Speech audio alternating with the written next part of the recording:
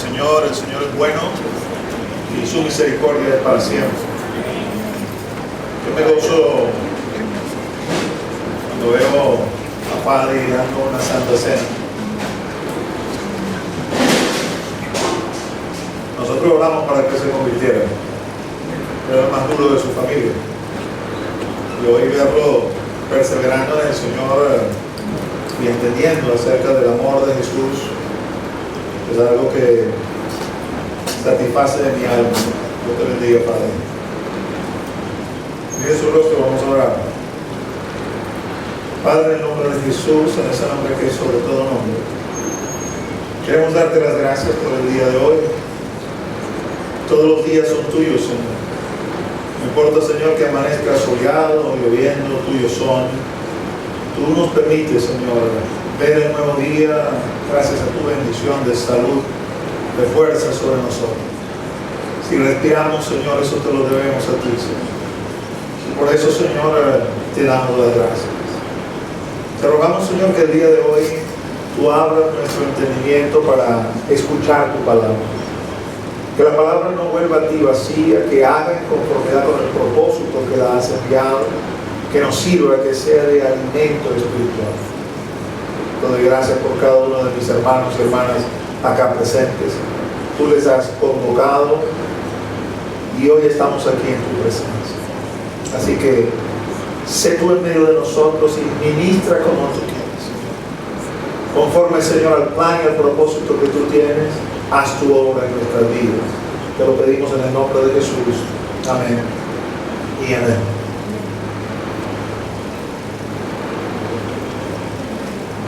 Muchas veces hemos sostenido que Jesús es el Señor de esta congregación, en todo el sentido de la palabra. Señor quiere decir el que manda. Él manda a nosotros obedecer. Él dispone. Como mayordomo nos corresponde hacer nuestra tarea de llevar bien las cosas en la casa de Dios. Pero Él es el Señor. Cuando Él decide irrumpir y decir, tengo una planificación nueva, esa es entonces la que vamos a hacer porque Él es el Señor. Hemos venido predicando acerca de la visión de la iglesia y les había comentado pues que estamos ahorita en la parte de lo que es sana doctrina, hemos estado un tiempo en eso. Sin embargo, anoche recibí una llamada de parte de los hermanos de la Fundación Semillero de Jesús, donde me informaron que uno de los predicadores del evento One Thing, el hermano Benjamín Núñez, tenía disponibilidad de visitarnos hoy en la iglesia y de predicar, pero hacerlo solamente en el tercer servicio. No es exactamente nuestro estilo, buscamos de ministrar la misma prédica en los tres servicios. Sin embargo, entendimos los ancianos que era una puerta que Dios nos estaba abriendo, decidimos tomarla. Así que lo que va a suceder en el día de hoy, ustedes que están asistiendo al primer servicio van a escuchar una prédica que Dios ha puesto en mi corazón para ustedes, creo que es la palabra que Dios quiere que escuchemos. Pero también les voy a invitar a que usted pueda apartar, si está en su posibilidad, el día de hoy para el Señor. Porque vamos a dar una prédica diferente en el segundo servicio, donde también voy a predicar yo. Y luego en el tercer servicio vamos a tener este hermano invitado, un hermano mexicano. Una de las cosas que llena mi corazón con respecto a este hermano, que es un hermano joven, un hermano que tiene 27 años, pero tiene una profundidad en la palabra como si fuera un anciano del pueblo. Y eso llena mi alma. Cuando veo una generación joven que se levanta y profundiza y ama a Dios, digo, Padre, tenemos esperanza.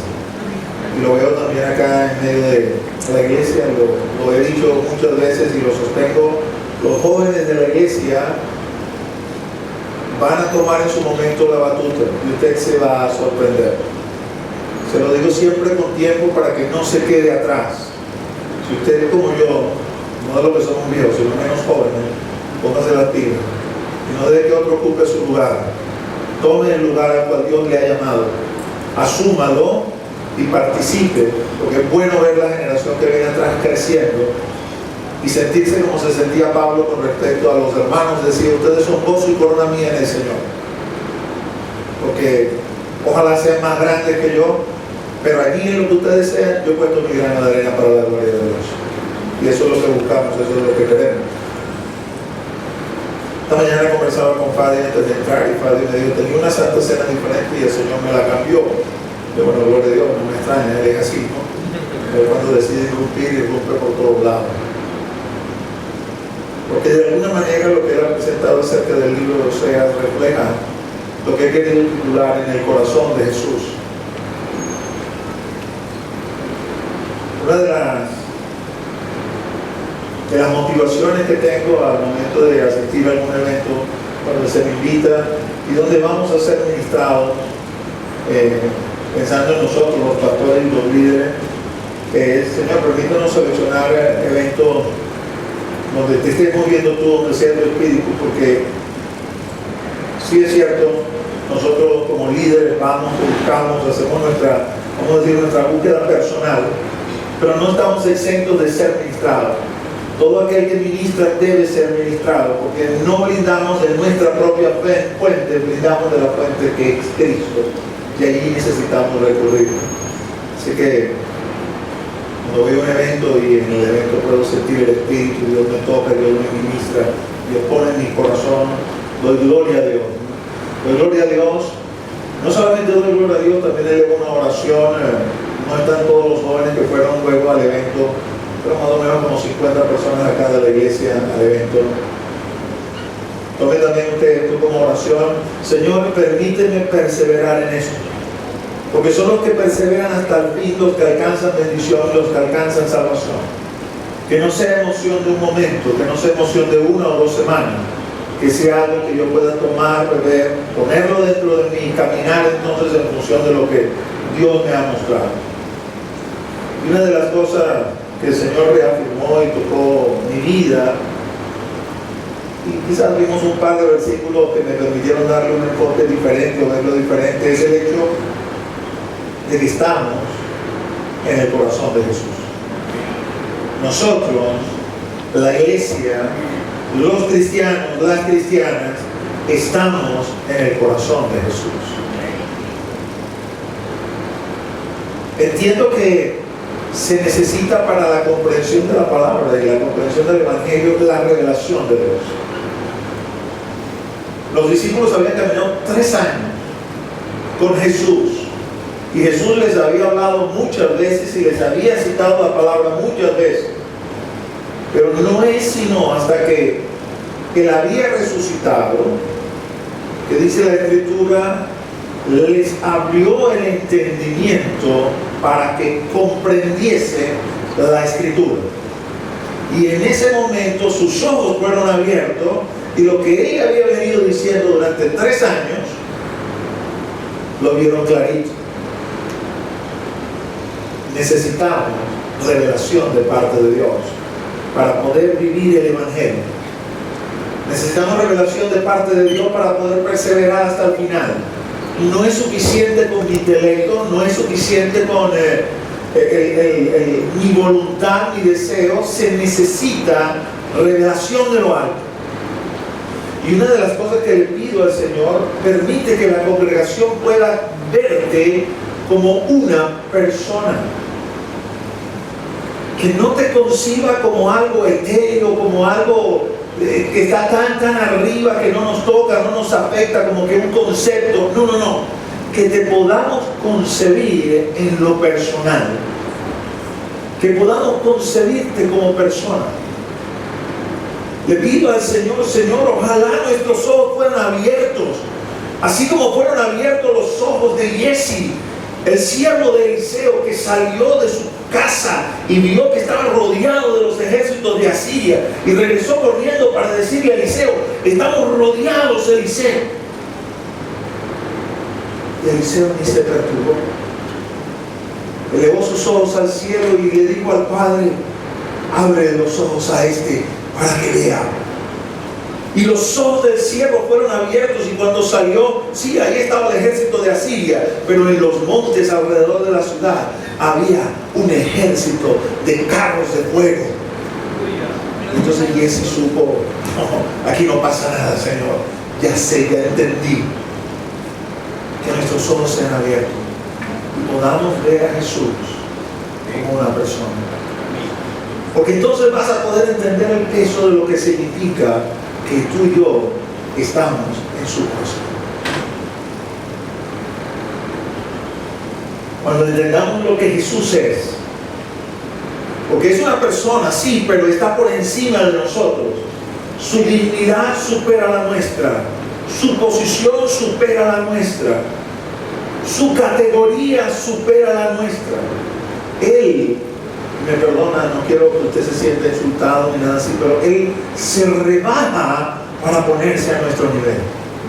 Pero no debemos confundir con que Él se rebaje, que está a nuestro nivel. No, nos está haciendo una cortesía, nos está haciendo una misericordia.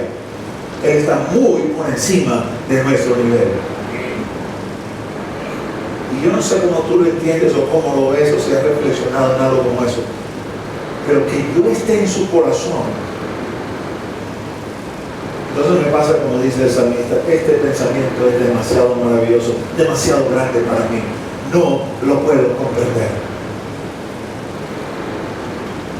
Y hay demás de evidencia en la Escritura de que estamos en el corazón de Dios.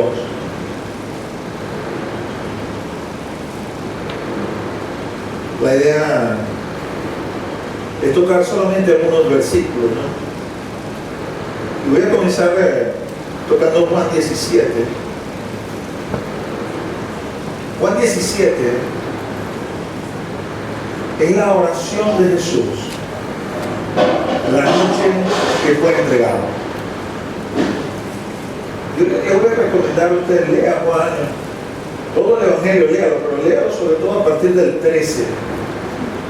Es interesante que un libro que tiene 21 o 22 capítulos narra el evento de la noche de la entrega del Señor en prácticamente 5 o 6 capítulos, es decir, dedica una cuarta parte del libro nada más para el evento de esa noche. Eso quiere decir que lo que esa noche sucedió, lo que Él dijo, lo que Él hizo es importante. Dios lo consideró lo suficientemente importante para describírnoslo con abundancia de detalles. La palabra de Dios es inspirada. Es su palabra. No está registrado todo lo que el Señor Jesús hizo. Juan termina diciendo, si escribiéramos todas las cosas que Jesús hizo, tendríamos que hacer tantos libros que no cabrían en el mundo. Así que el Señor escogió lo que tú y yo teníamos que saber, en lo que teníamos que profundizar. Yo te recomiendo, agárrate Juan, léete a partir del capítulo 13 y comienza a estudiar la noche que el Maestro fue entregado. En el 17, después que habían celebrado la cena, después que Judas había salido, ya Satanás se le había metido en el corazón, y el Señor le había hablado ciertas cosas allí a los discípulos, Él los sacó ahí del aposento alto y les dijo, vamos a orar. Y se los llevó. De los otros evangelios sabemos que el Señor dejó unos atrás para que se quedaran allí esperando. A sus 13, con lo que eran quizás de más confianza, su círculo más íntimo, los llevó un poquitico más adelante y les dijo, oren ustedes conmigo allí. Y Él se fue a una distancia de un tiro de piedra. Y allí se puso Él a orar. Los demás evangelios solamente relatan la agonía de su oración, particularmente la petición que tenía delante del Padre, si es posible, pasa de mí esta copa, pero no se haga como yo quiero, que se haga como tú quieras. Pero Juan da más revelación acerca de esa oración y detalla una oración poderosísima que el Señor hizo esa noche delante del Padre, y donde hablaba de sí mismo, hablaba de los discípulos que los tenía allí, pero también hablaba de tu persona y de mi persona. Porque es que nosotros no nos metimos en el corazón de Jesús hace unos días atrás. Estamos metidos en el corazón de Él desde antes de la creación del mundo. Y por eso te decía, cuando comienzo a reflexionar acerca de esto, este pensamiento me sobrepasa. son las palabras que el Señor usó. Juan 17:20. Mas no ruego solamente por esto, los discípulos que tenía allí, sino también por los que han de creer en mí por la palabra de Dios.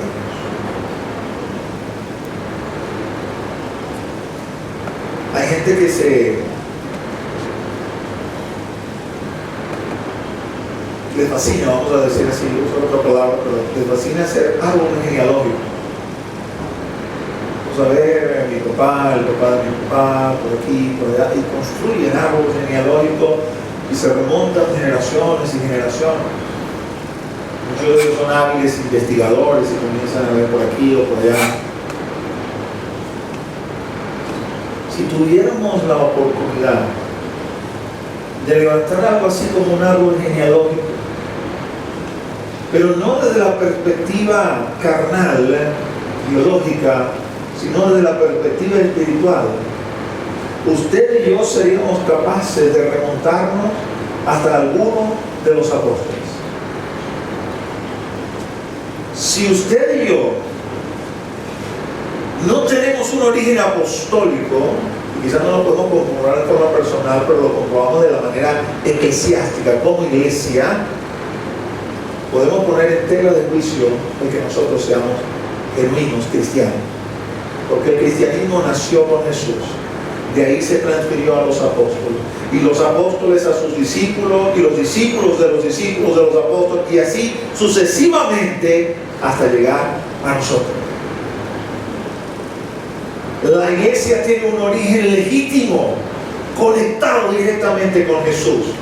No surgió de la nada, no surgió ahí en medio del desierto, no surgió así como usted puede, por ejemplo, identificar un Mahoma, por ejemplo, que levanta lo que hoy en día conocemos como el Islam, y sabemos es espurio, es falso. No es el Evangelio de Jesús. El Señor nos tenía en el corazón. Estaba pensando en cada uno de nosotros. Estaba pensando en nosotros como un colectivo, pero estaba pensando en cada uno de nosotros de manera individual. No ruego solamente por esto, sino también por los que han de creer en mí por la palabra de ellos. Probablemente, no lo sabemos con exactitud, pero esta oración el Señor la estaba haciendo en el calendario gregoriano el año más o menos 29 de nuestra era. Voy a hablar por mí. Yo nací en el año 1964. Y el Señor estaba orando por mí. Tengo evidencia de que el Señor estaba orando por mí.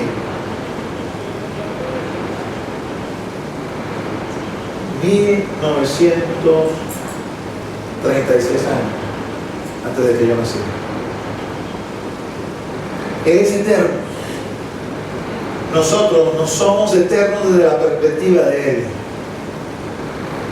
Es fácil quizás ejemplificarlo, porque soy profesor de matemática, desde lo que es la concepción de una recta y una semirecta.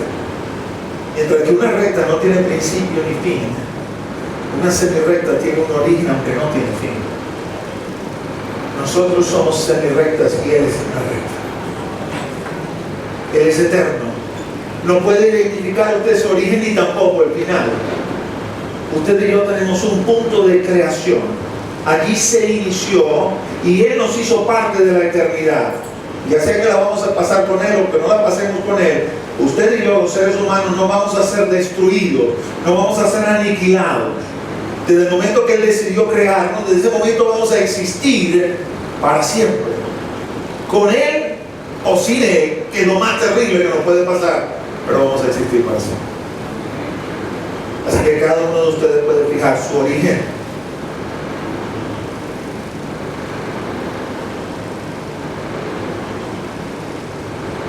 ¿1900 y tantos años que yo fuera creado? Seguramente la mayoría de ustedes aquí. Todos son del siglo pasado, no veo ninguno que sea de este siglo. El Señor oraba por nosotros. El Señor nos tenía en su corazón. No te ruego solamente por eso. Te ruego por lo que han de creer en mí, por la palabra de Dios. Usted y yo hemos creído en el Señor. Porque si buscamos nuestra ascendencia, llegaremos quizás a Pedro, quizás a Pablo, a Juan, a Andrés, a Felipe, a Bartolomé. Pero genealógicamente, desde la perspectiva espiritual hablando, ellos son nuestros padres. De allí venimos. Y el Señor oraba por nosotros. Estamos en su corazón.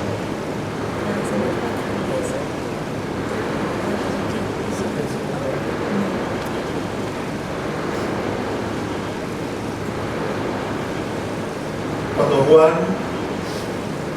retoma en su primera epístola algunos pensamientos acerca de esto de estar en su corazón, él expresa eso. Primera de Juan 4:10. En esto consiste el amor, no en que nosotros hayamos amado a Dios, sino en que Él nos amó a nosotros y envió a su Hijo en propiciación por nuestros pecados. Tengo necesariamente entonces que remontarlo más atrás, porque desde el mismo momento de la caída, nuestros padres humanos, Adán y Eva, y el Señor le habla a la mujer y le habla a la serpiente. El Señor, Dios el Padre, profetiza que un hijo de hombre va a pisar la serpiente y va a romper su señorío. Es decir, Él ya había diseñado, desde el mismo momento de la caída, había diseñado la recuperación del hombre. A Dios nada le sorprende. Dios todo lo sabe. Él nos ha creado, usted y a mí, con la capacidad de poder tomar decisiones, pero Él sabe las decisiones que nosotros vamos a tomar. Así que tiene una respuesta para ellas. Nunca usted lo agarra fuera de guardia, nunca le sorprende, de todo lo contrario. Así que desde la creación, el Señor había establecido ya, ok, hay aquí una caída, pero aquí vamos a armar todo un proceso por medio del cual yo voy a traer el hombre de nuevo a la reconciliación conmigo. Y usted podrá pensar, wow, pero ha pasado una pila de años desde la perspectiva humana. Si usted saca la cuenta, bíblicamente hablando, el hombre no debe haber sido creado sino hace poco más o menos 6.000 años. Es decir, desde la perspectiva de Dios hace 6 días. ¿No han leído en Pedro que dice el Señor, para mí un día como 1.000 años y 1.000 años como un día? Y usted y yo estamos en ese plan. Usted y yo estamos en ese plan. En esto consiste el amor. No es que nosotros le hemos amado a Él primero, es que Él nos amó a nosotros primero.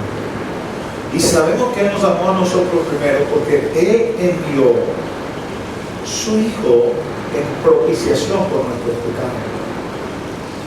No sé si logras entender eso, pero la justicia de Dios tiene que ser satisfecha.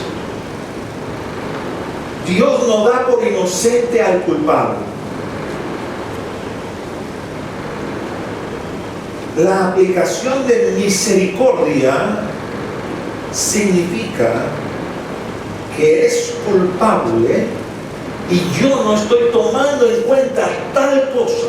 Usted no recibe misericordia si se la merece, porque entonces no es misericordia. Pero la impartición de esa misericordia necesita justicia satisfecha. Esa justicia satisfecha la conseguimos en la persona de Jesús. Jesús, el unigénito Hijo de Dios, se hizo hombre como tú y como yo. Se humilló a sí mismo, tomando forma de siervo, haciéndose igual a nosotros en todo, exceptuando que no era pecador, pero sometido a tentaciones como fue sometido el primer Adán, y no cayendo, sino venciendo, para luego decirle al Padre: yo, que no tengo pecado, voy a ofrecer mi vida por todos estos pecadores que están acá. Yo voy a satisfacer tu justicia, Padre, para que puedas impartir misericordia a cada uno de estos que se acerquen a través de mí.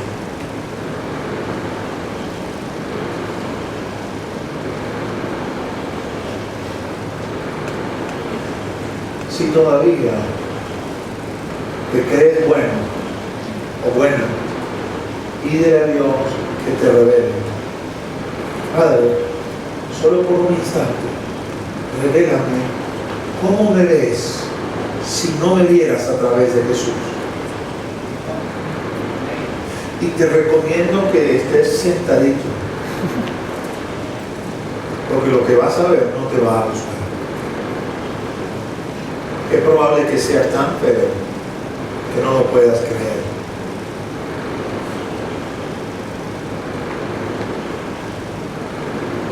Y entonces podrás entender lo que significó para el Señor entregar la vida por cada uno de nosotros. Hoy a lo mejor tú eres un cristiano que dice: yo amo a Cristo, y a lo mejor lo dices con todo tu corazón, genuino, ¿cierto? Pero no debes olvidar que eso se suscita porque Él te amó primero y evidenció su amor por medio del sacrificio en la cruz. El Salmo 22 describe los padecimientos de Jesús en la cruz. Literalmente dice que su corazón se derritió dentro de él como cera. La cruz, amén de todo lo que significó desde la perspectiva física para Jesús, tuvo también una carga, una connotación espiritual. En ese momento Él estaba llevando los pecados de cada uno de nosotros. Por un instante el Señor se hizo maldición por causa de nosotros.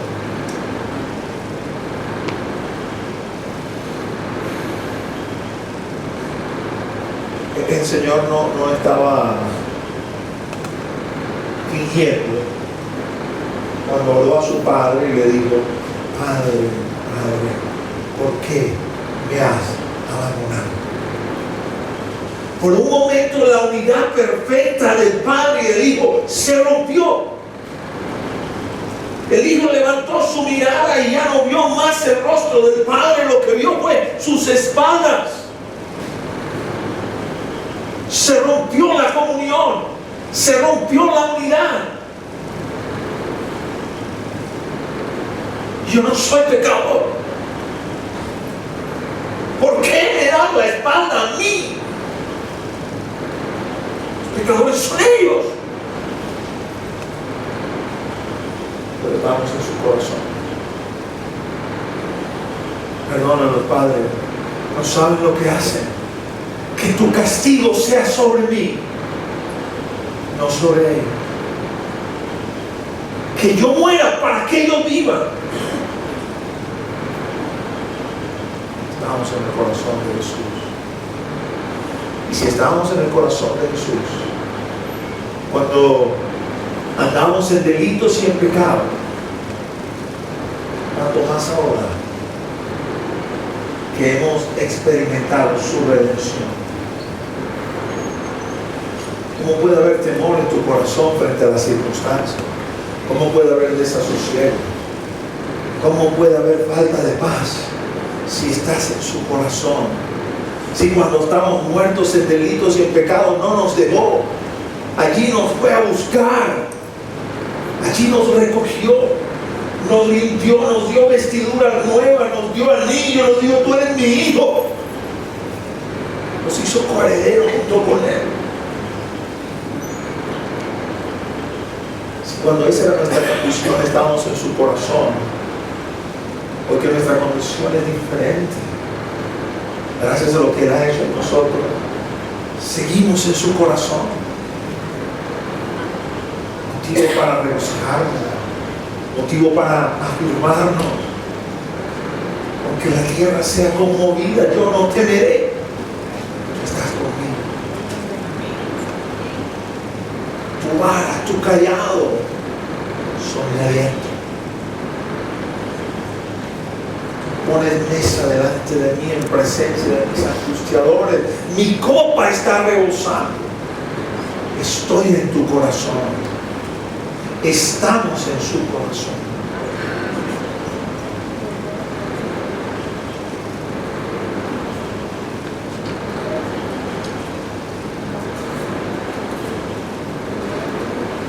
No puedo tocar poco tiempo que tengo todos los versículos que reafirman esto que les estoy diciendo, pero hay uno particularmente que quisiera compartirlo con ustedes. Está en Isaías 43, versículo 4, la primera parte. Es una palabra que está en principio destinada al pueblo de Israel, pero que nosotros podemos acercarnos a esa palabra.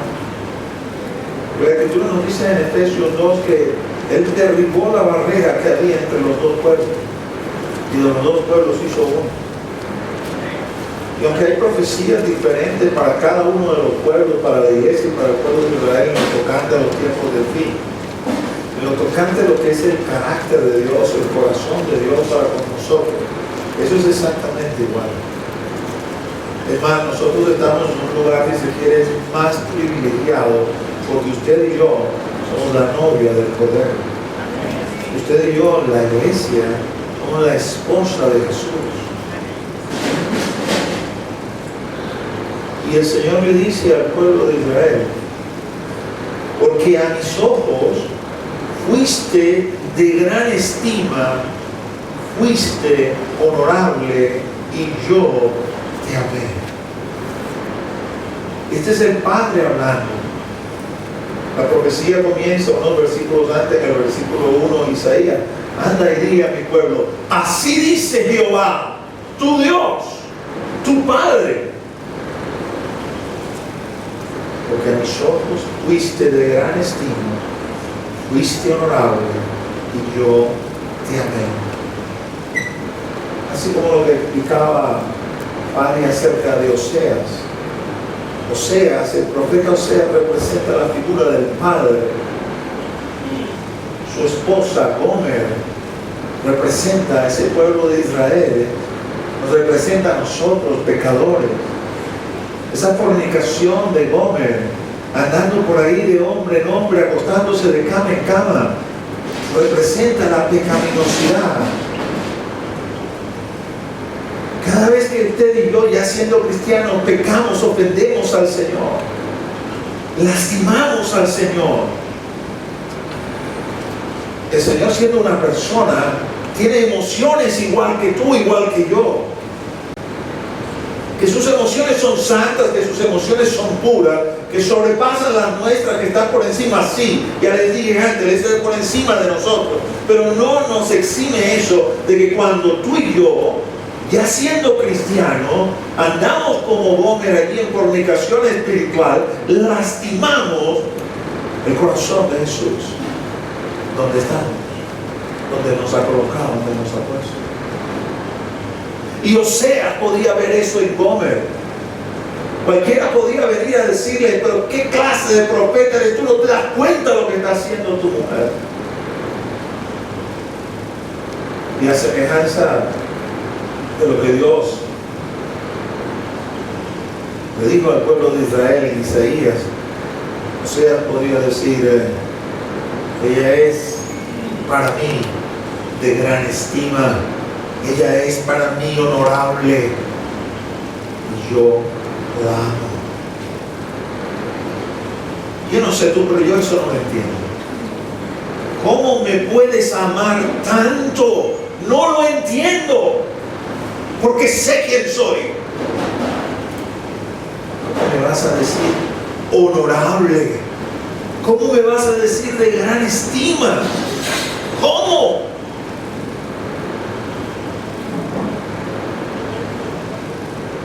Y él, yo te amé. Dios te dice, yo te amé. Él lo decidió. Él es el todopoderoso, el soberano. El soberano tomó una decisión y no habrá nada que lo haga volver atrás. Nos escogió, nos llamó, nos seleccionó. Y aunque a veces nos portamos como Gomer, nos sigue amando. La única manera en que usted sabrá que se ha salido del círculo de la misericordia de Dios de una manera irremisible y que ya no tiene vuelta atrás,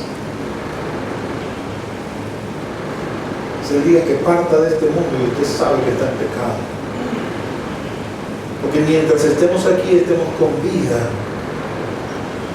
la esperanza de Dios y la misericordia de Dios siempre nos podrá alcanzar.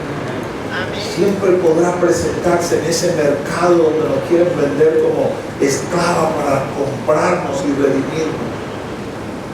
En la medida que tengamos hálito de vida en nosotros.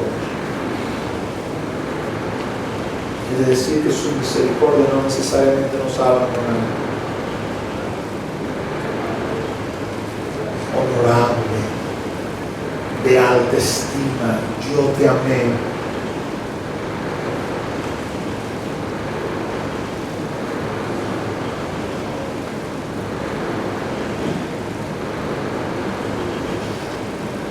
Tuve un tiempo de gran rebeldía con el Señor.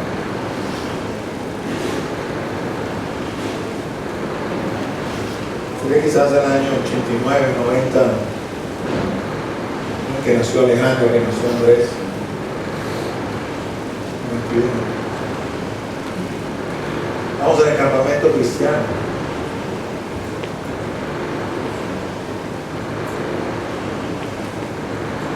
Vivía en una constante pelea con mi pastor. Discutíamos por doctrina, por cosas, por aquí, por allá. En un momento que nuestra relación era tan tensa, que cada vez que yo le decía vamos a hablar, él decía, ¿qué me vas a decir ahora? Tuvimos una controversia doctrinal, pusimos un millón delante de Dios y Dios terminó respondiendo a mi favor. Yo me regodeaba y él humildemente se echó hacia atrás y dijo, está bien, Dios respondió a tu favor, vamos a ver qué va a pasar acá. A la vuelta de un año, mi corazón se había endurecido y no me había dado cuenta. Pero él había decidido amar. Yo todavía no lo sabía.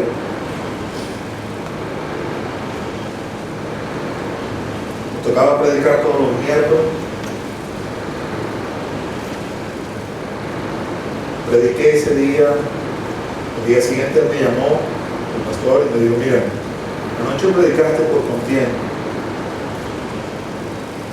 Yo no te quise parar ahí en el púlpito, no quería que tuviéramos más problemas tuyos, pero si vuelves a predicar por contienda te voy a bajar de turno, me voy a levantar allí en plena prédica y te voy a bajar.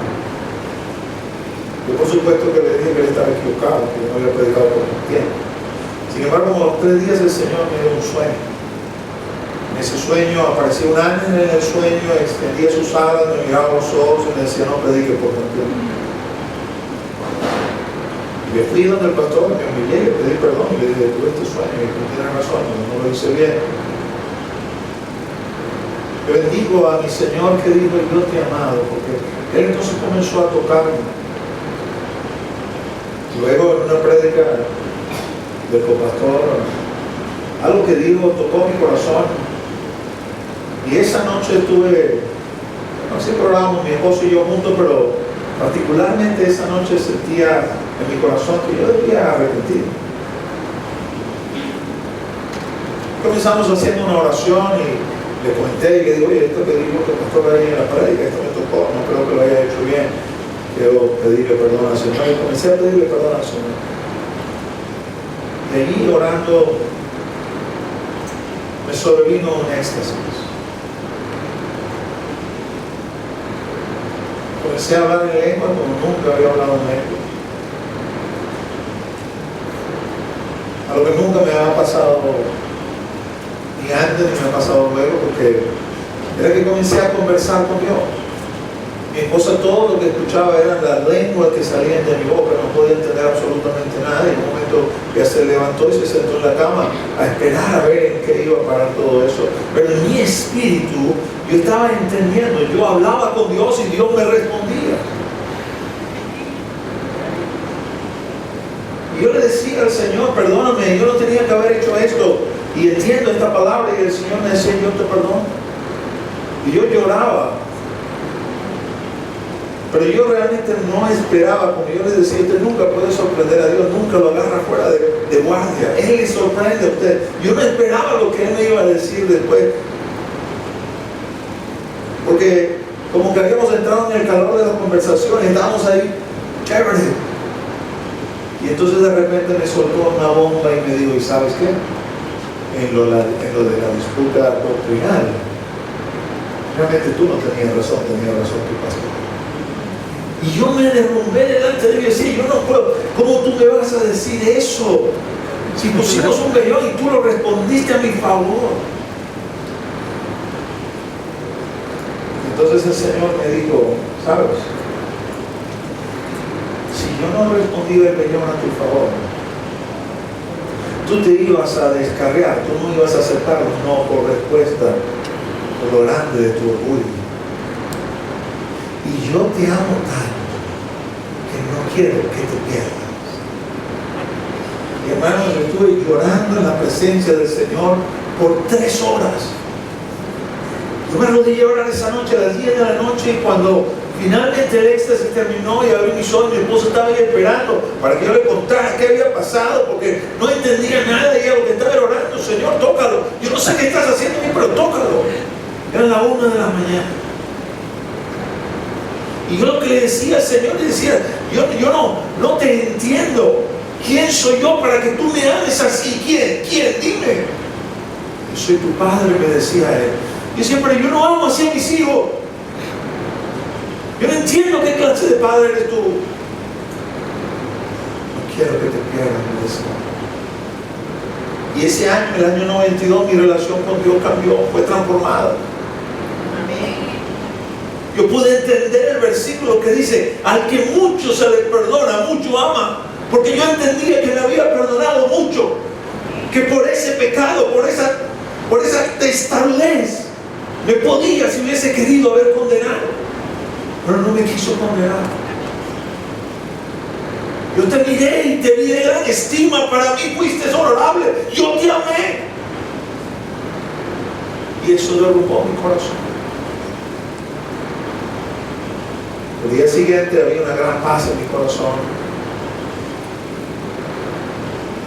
Yo le dije al Señor, yo sé que he sido cambiado, yo sé que he sido transformado, pero yo voy a esperar una semana antes de ir a hablar con el pastor.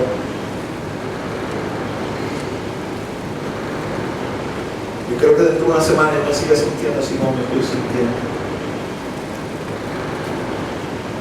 Y una semana después, así me sentía.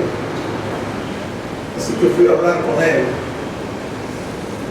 De colateral le digo, hoy 21 años después, así me siento. Cuando le dije al pastor, quiero hablar contigo,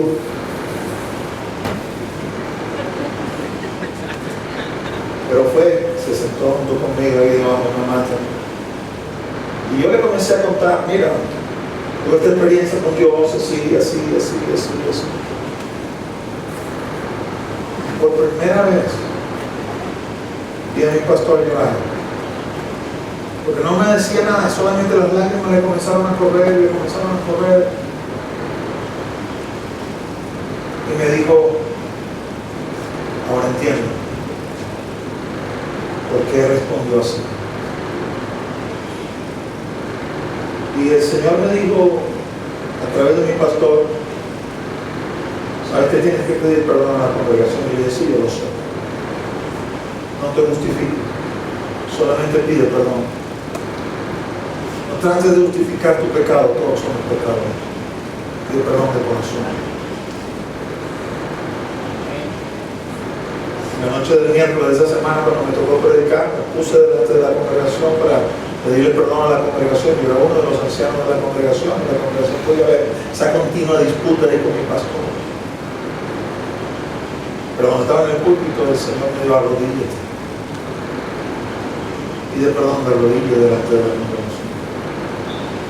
Me arrodillé delante de la congregación y le pedí perdón a la congregación por mi mal ejemplo.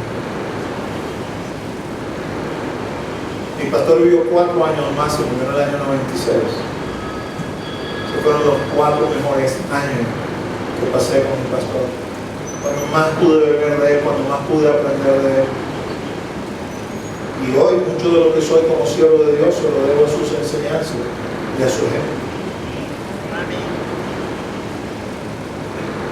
En el año 85 el Señor me había dicho, yo te voy a hacer pastor. En el año 2008 aquí en esta tarima 4 de nosotros nos arrodillamos para que por mano de Eric, David, de Marlon fuéramos investidos como pastores de esta congregación. Y cuando estaba allí arrodillado, el Espíritu vino sobre mí y me dijo, la segunda vez que te arrodillas delante de una congregación, la primera vez hiciste para humillarte y ahora yo te honro delante de la congregación. Amén. Tú eres de gran estima, tú fuiste honorable, yo te amé. Tú y yo estamos en el corazón de Jesús. Tú y yo estamos en su corazón.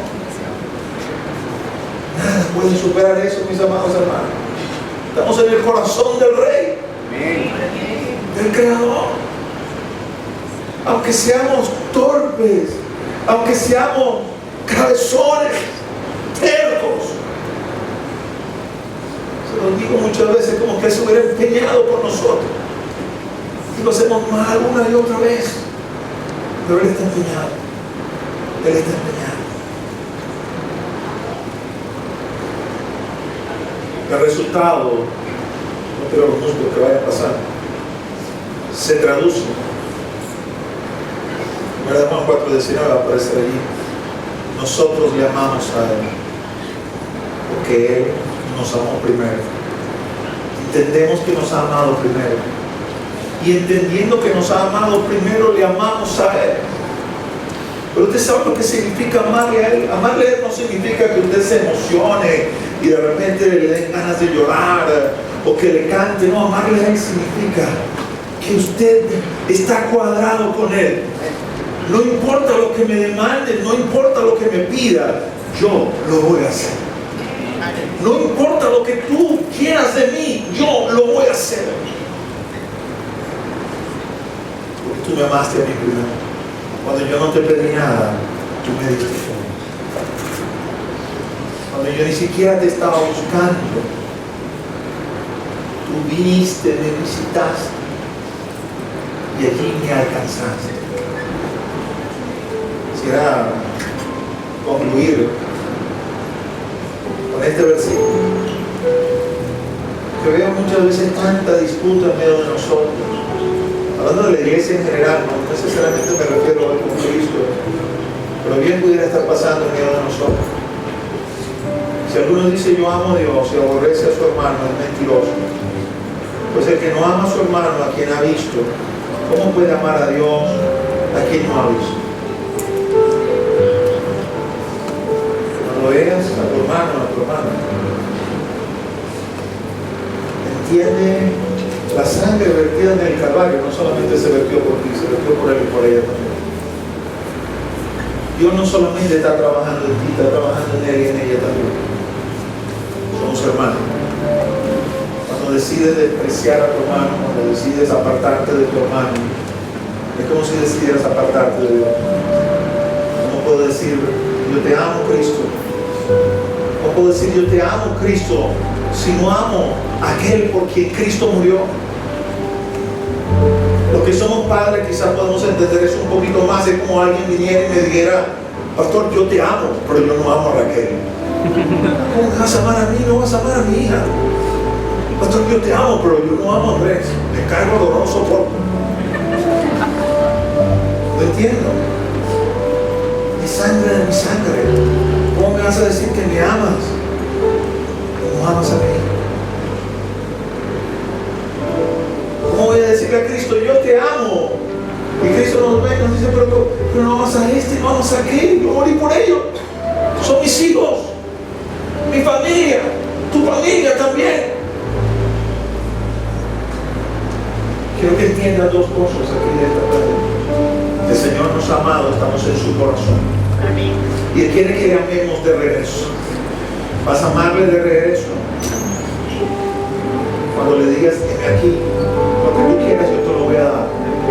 Y cuando nos veamos unos a otros y veamos a Cristo en cada uno de nosotros y nos amemos, no por lo que el hermano o la hermana es quizás como persona, sino porque Cristo está en él o está en ella.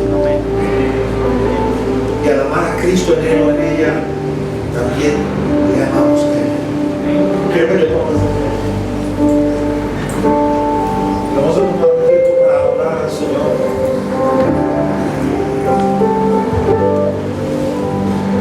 Tomar un tiempo para decirle al Señor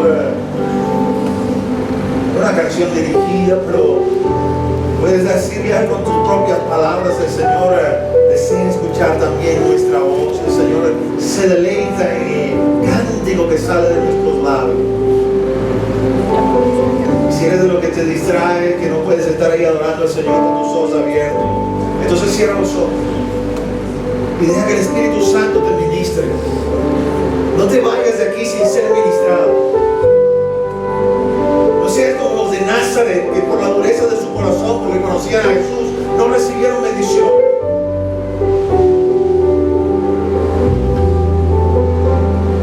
Viniste para ser bendecido de parte de Dios, para que hoy se revelara a ti y te mostrara, estás en mi corazón, hijo, estás en mi corazón, hijo. Si hasta ahora he dado todo por ti, lo voy a seguir haciendo. Cristo, yo te amo.